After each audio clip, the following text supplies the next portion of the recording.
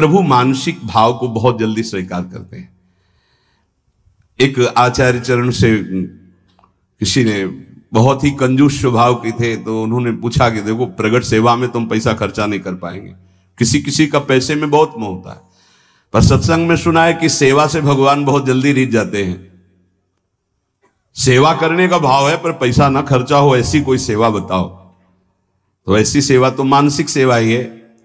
तो बोले तुम मानसिक सेवा शुरू करो, भाव में ऐसे प्रभु को देखो और उनको आप जितने पदार्थ चाहे वो पहनावे, जितनी सामग्री चाहे वो समर्पित करे, जितने भोग चाहे वो पवावे, ऐसा कर सकते हैं।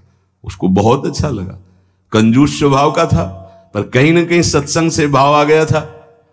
वर्ष हो गए, प्रभु को भोग लगाता, प्रभु रोज नियम से, क्योंकि पैसा नहीं खर्चा होना। एक दिन क्या हुआ, दूध में चीनी थोड़ी ज्यादा हो गई तो उसको बड़ा कष्ट हुआ, और भावना में ही दूध में चीनी मिला रहा था, थोड़ी ज्यादा हो गई भावना में ही, कंजूस स्वभाव, तो बड़ा कष्ट हुआ। तो ठाकुर जी प्रकट हुए, एक थप्पड़ मारा और कहा इसमें पैसा लगता है क्या तुम्हारा? मानसिक सेवा का फल ये हुआ कि प्रगट में ठाकुर जी का वो गोपाल जी की सेवा कर, जैसी भावना की जाती वैसे हमारे गोपाल जी यार भाव रखते हैं, फिर दोस्त भाव रखते हैं। उनका सारे इसमें तेरी चीनी में पैसा लगा क्या, क्यों तू चलने लगा कि ज्यादा चीनी हो गई। एक भगवत साक्षात्कार हो गया, प्रभु ने स्पर्श कर लिया मानसिक सेवा से।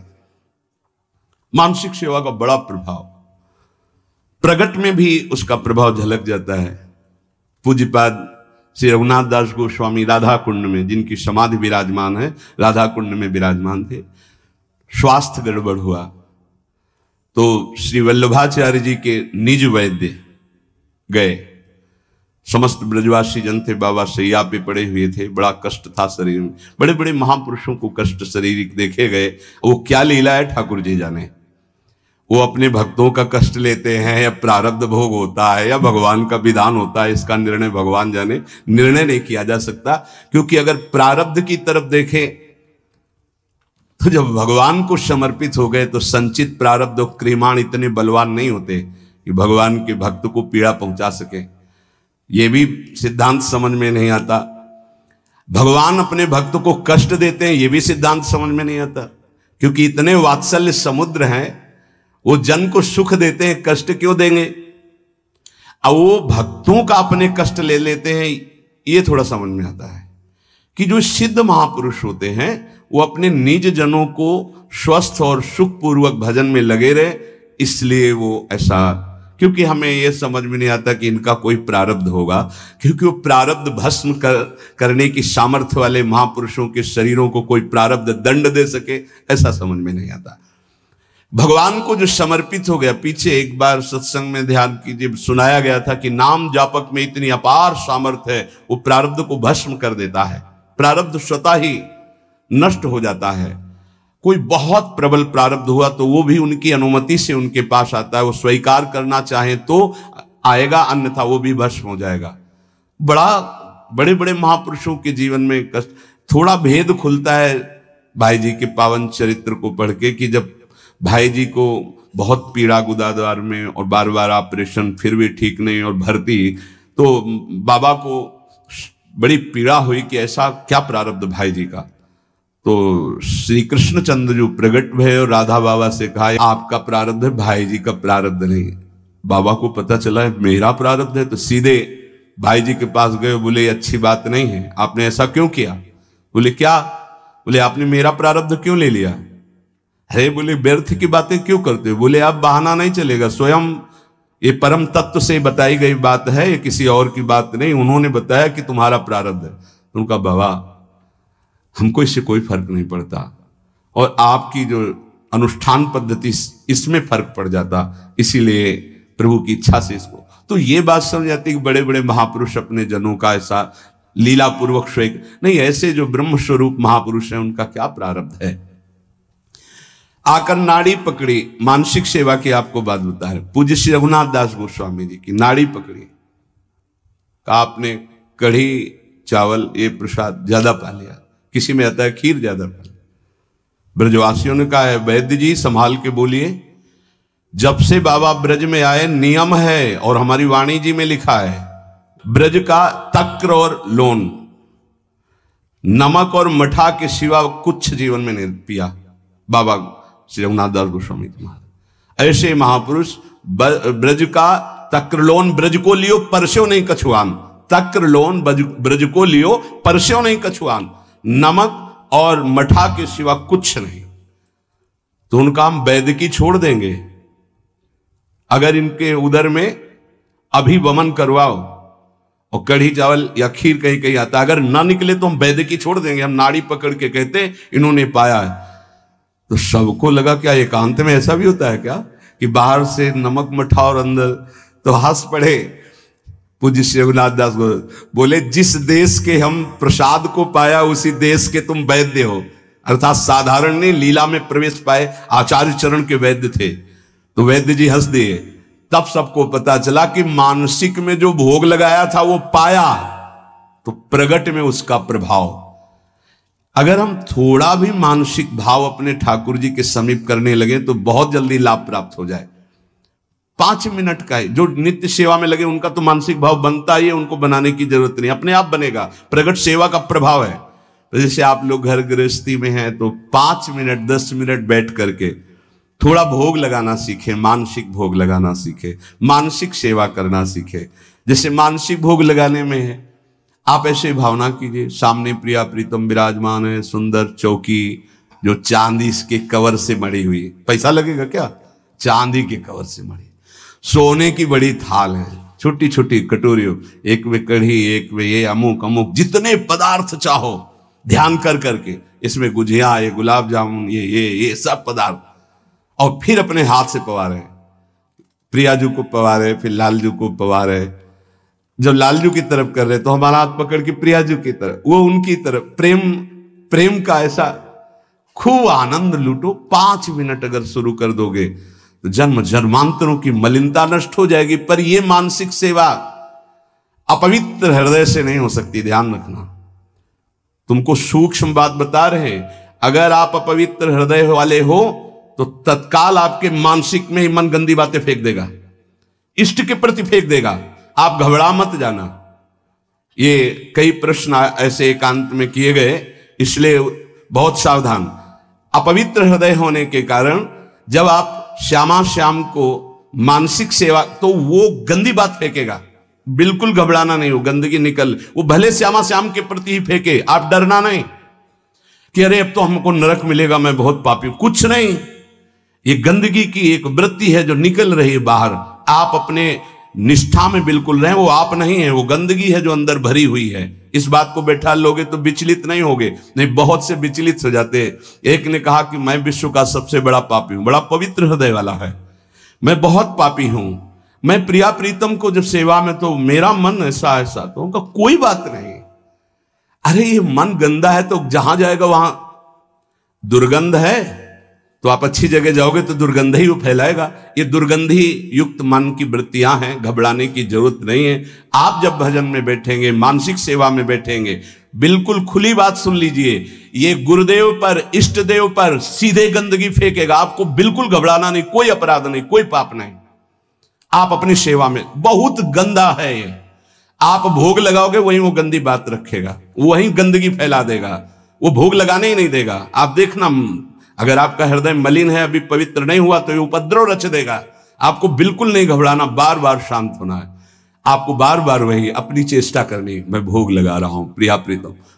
नाम जप और वाणी गायन से हृदय बहुत जल्दी पवित्र होता है। अगर आपका आहार अशुद्ध है, गंदा भोजन, गंदा पेय, गंदा संग, गंदे आचरण, तो आप कर ही नहीं सकते, 5 मिनट नहीं कर सकते। ध्यान रखना, पहले आहार अपना शुद्ध कर लो।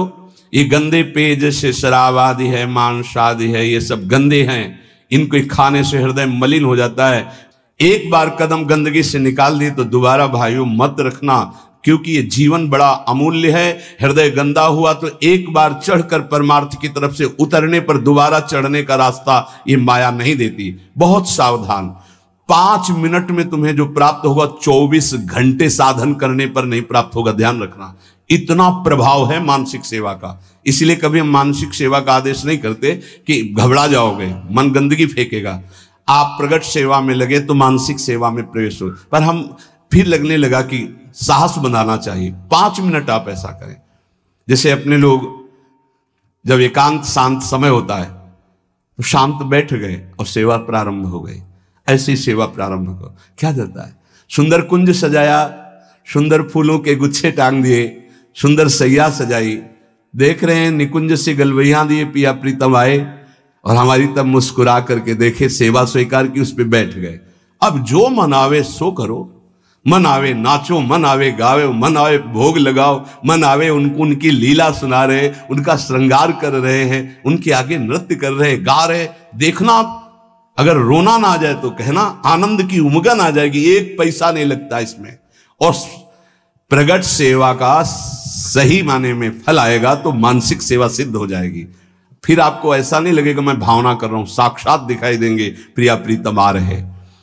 प्रियाजू की कृपा प्राप्ति उसी को होती है जिसको रसिक संग मिलता है। कहो कृपा उपजय के भांति रसिकन संग फिरो दिन। वृंदावन की स्पष्ट कृपा का फल है किसी भगवत प्रेमी प्रिया प्रीतम के प्रेमी महात्मा का संग मिल जाना। उस संग का फल है नितिक धर्मिन संग तो रंग बढ़त नित नित सरस, नित नित प्रेम अभंग। यह जो कृपा हरिवंश की, निश्चित उसके हृदय में प्रेम जागृत हो जाएगा जो प्रियालाल के प्रेमी का संग करेगा। क्योंकि प्रेमी जनों के संग से प्रिया प्रीतम के चिंतन की बात अधिक आती है। बाहरी देखो, ये जो दान पुण्य लेन देन ये व्यापार दुनिया का है, ये केवल अभिमान छुड़ाने के लिए बात समझो, इससे भगवत प्राप्ति नहीं होती। हमारी बात मान लेना। तुमने जो मैंपन रखा है भोगों में, शरीर में, नाना प्रकार के विषयों में, संपत्ति में, उस मैंपन को छुड़ाने के लिए शास्त्राज्ञा। अगर तुम्हारे अंदर ये भाव आ गया कि सब प्रभु का है, तो हम कह रहे हैं कि कुछ लेने देने की जरूरत नहीं। प्रभु इससे नहीं प्राप्त होते। अगर प्रभु की प्राप्ति की बात आती है तो चिंतन से आती है, और सबसे कठिन बात है प्रभु का चिंतन कर लेना। अध्यात्म ये नहीं सिखाता कि आप ये करें, अध्यात्म सिखाता है कि आप ऐसे चिंतन करें, आप देह भाव छोड़ें, आप नाना प्रकार के विकारों का त्याग करें, अन्य चिंतनों का त्याग करें। अध्यात्म का स्वरूप यह है जिससे भगवत प्राप्ति होती है। और ये ना सुनना चाहता कोई, ना चलना चाहता है। आज का समाज ऐसा है कि आप बोलो कितना चाहिए, आप करो भजन और तपस्या और हम भोगें भोग और सुरक्षा आप हमारी भजन से करते रहिए। ये विचारधारा है। कैसे भगवत प्राप्ति होगी, कैसे निर्विकार होंगे, ये तो कोई लाखों में 1-2 ऐसे हैं जो इस बात को समझे। लाखों में कोई 1-2 ऐसे मिलेंगे कि जिनके हृदय में ये बात हो कि मुझे अब संसार से मुक्त होना है, भगवत प्राप्ति करनी है। इस जगत का शरीर का चिंतन छूट जाए और श्यामा श्याम का केवल चिंतन रह जाए, यही नाम है भक्ति, यही नाम है प्रेम लक्षणा भक्ति का। आपका चिंतन केवल प्रियालाल का ही हो, नाम का, रूप का, लीला का, धाम का। और ये तभी हो सकता है जब ये बातें आपके जीवन में हो। गुरु का अंग, जो साधु का संग, नाम का रंग, विवेक का अभंग, तो प्रभु में दृढ़ विश्वास और निरंतर चिंतन अपने आप होने लगेगा। गुरु का अंग तन ही राख सत्संग में, हर समय तुम्हें गुरु के सानिध्य में रहना होगा। चाहे आप 1000 किलोमीटर यहां से दूर हो, आपकी दिनचर्या और आपके दिमाग में बसा रहना चाहिए कि मेरे गुरुदेव की क्या आज्ञा है, उसके विपरीत कोई आचरण नहीं, तो गुरु का अंग आप स्वीकार किए हैं। अंग का तात्पर्य है उनके बिल्कुल सानिध्य में रहना। हर समय गुरु के सानिध्य में रहा जाता है। हर समय गुरु दिमाग में बैठे रहते हैं, यहां बैठे रहते हैं। थोड़ी सी भी कोई चूक होनी होती है तो उनकी भ्रकुटी दिखाई देती टेढ़ी। गुरुदेव ने मना किया, ये कार्य नहीं करना। कहीं भी रहो, हजारों किलोमीटर दूर रहो, आप गुरु के पास ही मान, और नजदीक रह रहे हो, गुरु की आज्ञा का पालन नहीं करे हो, नजदीक नहीं माना। गुरु का अंग और साधु का संग, सत्संग। हमारी वृत्ति भी सत हो, हमारे आचरण भी सत हो, हमारा चिंतन सत हो, तो सत्संग हो रहा है। यहां बैठे इसके बाद गंदे विचार, गंदे आचरण, तो आप सत्संग नहीं करें। खलऊ करें भरी पाई सुसंगु और मिटाई न मलिन स्वभाव भंगु, वो सत्संगी नहीं कहा जाएगा। नहीं, लोग कहते हैं हम 20 वर्ष से सत्संग कर रहे हैं, ना स्वभाव बदला, ना जीवन बदला। उसका कारण है कि आप सत्संग नहीं करते। सत्चर्चा में बैठ गए पर सत्संग नहीं करते। सत्संग स्वयं से होता है। हमारी एक एक वृत्ति सत, हमारे आचरण सत, हमारा विचार सत, तो सत्संग गुरु का अंग और सत्संग और नाम का रंग, निरंतर नाम चलना चाहिए। ये अभ्यास करो। बहुत छाती जलनी चाहिए जब नाम छूटे। नाम छूटा कोई जलन नहीं, भोग छूटे संसार का राग छूटे, ये जलन का विषय हो जाता है। ए सावधान, नाम का रंग, एक क्षण के लिए भी नाम न छूटे। और विवेक अभंग, हर समय ये विवेक जागृत रहना चाहिए कि ये तुम्हारा शरीर नहीं है, ये छूटेगा। ये मकान छूटेगा, दुकान छूटेगी, बैंक बैलेंस छूटेगा, व्यवहार छूटेगा, पद छूटेगा, तुम्हारे साथ इनमें से एक भी नहीं जाएगा। विवेक जागृत रहना चाहिए, भगवान नाम जाएगा, सत्य विचार, सत्य विवेक, सत्संग, ये आपको भगवत प्राप्ति कराएगा। अनेक जन्मों के जब पुण्य एकत्रित होते हैं तब साधारण भक्ति शुरू होती है। घर गृहस्थी में जैसे साधारण कुछ 40 साल पढ़ ले, कुछ पूजा, ये अनेक जन्मों के जब पुण्य एकत्रित होते हैं, कई जन्मों की जब ऐसी भक्ति होती है तब श्री कृष्ण की तरफ आकर्षण होता है। जन्म जन्मांतर सहस्त्राणाम कृष्णे भक्ति प्रजायते। साधारण भक्ति कई जन्मों से होती चली आई, तब जाके कृष्ण भक्ति मिलती है। और कृष्ण भक्ति से जब श्री कृष्ण प्रसन्न होते तब राधा नाम और राधा चरणारविंद की भक्ति मिलती है। ये परम विश्राम स्थल है। पर इस भक्ति में विषयाशक्ति बहुत बाधक है, क्योंकि ये सीधे प्रेम भक्ति है वृंदावन की। बिना विषयाशक्ति नष्ट हुए भगवत प्रीति का प्रादुर्भाव नहीं होता। जब तक प्रीति नहीं तो प्रिया प्रीतम बहुत पराये लगते हैं। देखो श्यामा श्याम लगता है तुम्हारे, अभी किसी रिश्तेदार का नाम, पुत्र का नाम, परिवार, तुरंत हृदय के हाँ मेरे। अगर राधा नाम, प्रिया प्रीतम का नाम सुनते ही जैसे किसी रिश्ते नाते, पुत्र पति आदि की कोई बात करे तो एकदम लगता मेरे। ऐसे जब इतना ही लगने लगे मेरे, तो समझो कि अब कुछ रंग आ रहा है। लेकिन प्रभु की बात तो पराई जैसी लगती, संसार की बात अपनी लगती है। इसीलिए एक और संपूर्ण संसार के संबंध भोग और एक और प्रिया प्रीतम है। चयन करो तुम किससे प्यार करते हो, संसार के संबंधों से या प्रिया प्रीतम से। अगर प्रिया प्रीतम से, तो तुम्हें संसार के संबंधों का अंदर से त्याग करना होगा। ये बहुत सहजता से हो जाएगा यदि साधु संग होता रहा, बहुत सहजता से वहीं रहोगे। वेश परिवर्तन की जरूरत नहीं है, स्थान परिवर्तन की जरूरत नहीं है, उद्देश्य परिवर्तन की। जहां उद्देश्य हुआ श्यामा श्याम की प्राप्ति को, वहीं आपके अंदर समस्त संबंध जो मायाकृत हैं आप देखोगे ढीले हो गए, वो कटने लगे। साधक को इस युद्ध में अकेले संपूर्ण संसार से युद्ध करना है। ये बड़ा सूक्ष्म विषय है, बार बार इसीलिए कहते हैं। हर व्यक्ति हमारे चिंतन को खींचता है, खास बात है। चाहे वो द्वेष से या हो, चाहे या राग से हो, वो खींचता है हमारे चिंतन को। हमारा चिंतन अखंड प्रभु की तरफ हो, इसलिए सारे संसार के संबंध से युद्ध करना है। ये कला सीखनी होगी कि मिलना है, बात करना है, लेकिन हमारा संबंध किसी से नहीं। भगवत भाव से मिलना है, खूब प्रीति भाव से मिलना है, लेकिन अंदर उनके राधा वल्लभ लाल देखोगे तो बच जाओगे। चिंतन तुम्हारा कोई नहीं चुरा पाएगा। आरंभ में साधक को बहुत दुखद महसूस होता है सांसारिक संबंधों का त्याग करना, परंतु बाद में वो नाच पड़ता है कि भगवान ने मुझे मोह जाल से छुटा दिया। ये मोह केवल बातें करने से नहीं जाएगा। आजकल बातें करने वाले लोग बहुत मिल रहे हैं। पूज्यपाद बाबा कह रहे हैं, जिसको देखो ज्ञान की बातें कर रहा है, लेकिन मोह का त्याग करके ज्ञान में स्थित होना या भक्ति में स्थित होना केवल भजन से होगा, केवल भजन से। जितना भजन करोगे उतना ही बात बनेगी। बारी मथे घृत होए बरु सिकता ते बरु तेल, बिनु हरि भजन न भवतरी या सिद्धांत पेल। भजन का जिसके जीवन में 4 बातें हैं उसका पूरा भजन होगा, सही भजन होगा। पहला, भगवान के नाम का निरंतर जप करने का अभ्यास। दूसरा, भगवान के प्रेमी जनों के चरित्रों का चिंतन करना। बहुत जल्दी भक्ति पुष्ट होती है भक्तों से। हरिको निज यश ते अधिक भक्तन यश पर प्यार। अगर रोज भक्त नामावली का आप पाठ करेंगे तो आपकी भक्ति बहुत पुष्ट हो जाएगी। भक्तन की नामावली जो करी है चित लाए, ताकि भक्ति बढ़े घनी और हरि होए सहाय। और सबसे बड़े विघ्न विनाशक भक्तों के नाम कीर्तन है। कई बार कहा है यदि आप अपने घर से कहीं यात्रा करें तो पहले 5 भक्तों का तो स्मरण कर ही लें, कभी विघ्न नहीं पड़ेगा। लिख लो कागज में, कभी विघ्न नहीं पड़ेगा। भक्ति भक्त भगवंत गुरु चतुर नाम बपु एक, इनके पद बंधन के नासत विघ्न अनेक।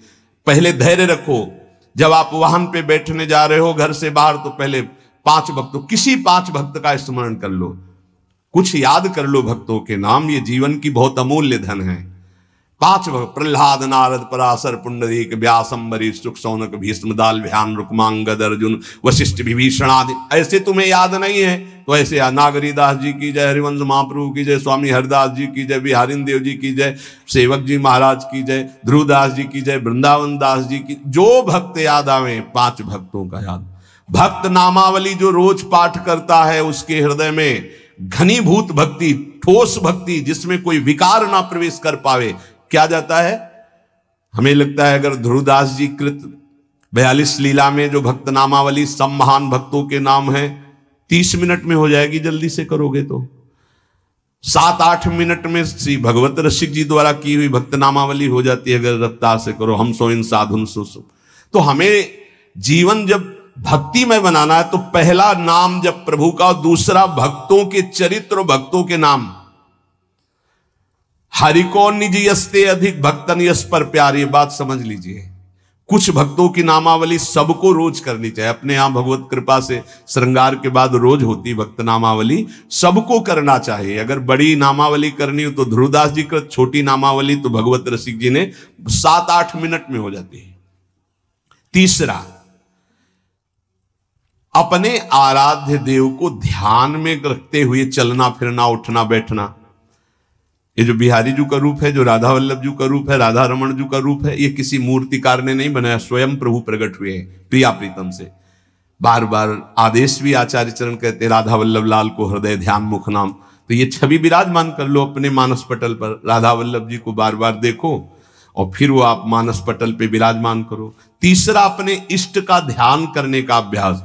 और चौथा, जो आपने उपदेश सुने हैं वैसे चलने के बाद, सच्ची मानिए थोड़ी देर आपको बुरा लगेगा, जो मन है वो आपका बुरा महसूस करेगा संतों की बात को, पर यदि आप मान जाओगे तो प्यारे निहाल हो जाओगे। बिल्कुल आपके ही लिए केवल बात होती है, केवल आपके लिए होती है। उस समय आपको जरूरी लगता है कि हमारे मनोवृत्ति में बाधा क्यों पहुंचा रहे हैं। हम जैसा चाहें वैसा कर सकते, नहीं कर सकते। तुम जैसा चाहो वैसा कोई नहीं कर सकता, क्योंकि सब स्वतंत्र नहीं है, ईश्वर है, सबके ऊपर ईश्वर है। फिर आप तो गुरु को बिके हुए हो। अगर आप भगवत चरणारविंद के शरणागत तो आप बिके हुए हो, आपका अधिकार का है। आपको कहा जाए खड़े रहो, यही तो वही खड़े रहो, तब आपकी शोभा है। अरे क्यों खड़े रहे, हम चले गए, ये आपकी शोभा, ये समर्पण की शोभा नहीं। समर्पण की शोभा तो वही है कि जो आदेश किया जाए उससे। चौथी बात है, जो शास्त्र आज्ञा, गुरु आज्ञा, संत आज्ञा हुई उसके अनुसार जीवन चलावे। प्रभु से मन जोड़ना है और संसार शरीर से मन को हटाना है। वो बड़े भाग्यशाली जन हैं जो विषयों से मन को हटाकर प्रभु में जोड़ते हैं। बड़े कृपालु प्रभु हैं। देखो, ज्यादा हट करोगे कि हमें भोग चाहिए तो हरि गुरु दे देंगे, हमारी बात मानना। वो ये कहते जाएंगे कि ये जहर है, इसे मत खाओ, पर ज्यादा आप कहोगे तो हरि प्रसाद कुछ दुर्लभ नहीं, वो इसलिए दे देंगे कि एक बार देखो तुम संसार के अभी थपेड़े खाओ, फिर तुम्हें पता चलेगा। जब तुम कहोगे नहीं चाहिए तो 1 सेकंड में ऊंचाई पर वो बैठाल देंगे। अगर पहले ही उनकी सलाह मान लो तो तुमको थपेड़े नहीं खाना पड़ेगा, जलना नहीं पड़ेगा, निकल जाओगे। मनुष्य जन्म का महान कर्तव्य निरंतर भगवत चिंतन करते हुए भगवत प्राप्ति कर लेना है। जो भजन मार्ग में चल रहे हैं उनको ये बात ध्यान रखनी चाहिए कि जैसे संपूर्ण नदियां समुद्र में स्वयं आकर मिलती हैं, ऐसे रिद्धियां सिद्धियां मोक्ष जो चाहोगे वो सब अनायास मिल जाएगा आपको। ऐसा न समझो कि भजन करने वालों को केवल दुख ही मिलता है। जैसी द्वारिकापुरी वैसी सुदामापुरी। भजन करने में थोड़े दिन पाप नष्ट करने के लिए जलना पड़ता है, फिर तो महान आनंद है। जैसे संपूर्ण नदियां बिना इच्छा के समुद्र के पास जा रहे हैं, ऐसे बिना इच्छा के संपूर्ण वैभव, रिद्धियां, सिद्धियां सब आ जाएंगी। आप भजन को न छोड़ें। जैसे गंगा जी में मिलकर के सब कुछ गंगाजल हो जाता है, ऐसे ही आपका सब कुछ मन, बुद्धि, देह, चित्त सब भगवत स्वरूप हो जाएगा। जिस समय भगवत चिंतन करते करते तदाकार वृत्ति हुई, शरीर भी परिवर्तित हो जाता है। देखो, दूसरा शरीरधारी कीड़ा दूसरी जाति का दूसरे शरीर का लाके भृंगी अपने घरौंदे में पैक करता है और उसको ऐसे डंक मारता है और भन, वो उसका भयवश चिंतन करते करते उसी शरीर से भृंगी कीड़ा बन जाता है। तो तुम प्रेम से चिंतन करते करते अगर भगवदाकार हो गए तो तुम्हारा देह भी ब्रह्म स्वरूप हो जाता है। जो भगवत प्रेमी महात्मा है उनका शरीर चिदानंद में होता है, पांच भौतिक भाव खत्म हो जाता है, उनका शरीर भी ब्रह्म स्वरूप हो जाता है। ये बात श्रद्धाहीन तर्कवादियों को समझ में नहीं आएगी, ये श्रद्धावान को समझ में आएगी कि शरीर भी ब्रह्म रूप हो जाता है। अतः निरंतर नाम जप के अभ्यास बल से राग द्वेष रहित होकर के विधि निषेध रूपी भवसागर से पार हो जाओ। लोग पूछते हैं कि हमें भगवान कैसे मिलेंगे, हम पूछते हैं कि ईमानदारी से भगवान को चाहते हो तुम कि मिलना। एक दिन एकांतिक में ऐसे कहा था कि अगर सच्चाई से वृंदावन में बैठे हो, कहा जाए कि अभी तुमको वैकुंठ ले चलते हैं, तुम्हारा शरीर छोड़ना होगा, मरना होगा तुमको, अभी चलो, कहे तैयार होंगे। बहुत भगत होंगे, श्रद्धावान होंगे तो कहेंगे 1 हफ्ते 1 महीने का समय दे दीजिए, घर में पूरी लिखा पढ़ी करके सब आ जाएंगे, फिर आप ले चलो। प्रेमी तो मरकर भगवत मार्ग में चलता है, उसका किसी से कोई आंतरिक राग नहीं होता। बाबा कह रहे कौन चाहता है भगवान से मिलना? मिलने की जिसके अंदर चाहत पैदा हो गई उसको ये 5 चीजें अच्छी नहीं लगती, विषय भोग, निद्रा, हंसी, जगत प्रीति, बहुबात। अगर ये अच्छा लग रहा है तो नाटक कर रहे हो, मिलने की चाह पैदा नहीं हुई है। ये 4 बातें बड़े पुण्य से किसी महान हृदय में जागृत होती है। भगवत भक्तों का भगवान से भी बढ़कर आदर करना और सब साधनों से श्रेष्ठ भगवान नाम में दृढ़ विश्वास प्रीति हो जाना। दूसरा, सबसे पहला है भगवत भक्तों में मोते अधिक संत कर लेखा। भगवान के 7 सब मुहिमे जग देखा, मोते अधिक संत जाने संत अनंत समाना। भगवान नाम के बराबर कोई साधन नहीं, ये दूसरा। भगवत सेवा के बराबर कोई सिद्धि नहीं, तीसरा। और भगवान के प्रेम के बराबर कोई साधना का फल नहीं। भगवत प्रेम इस समस्त साधना का।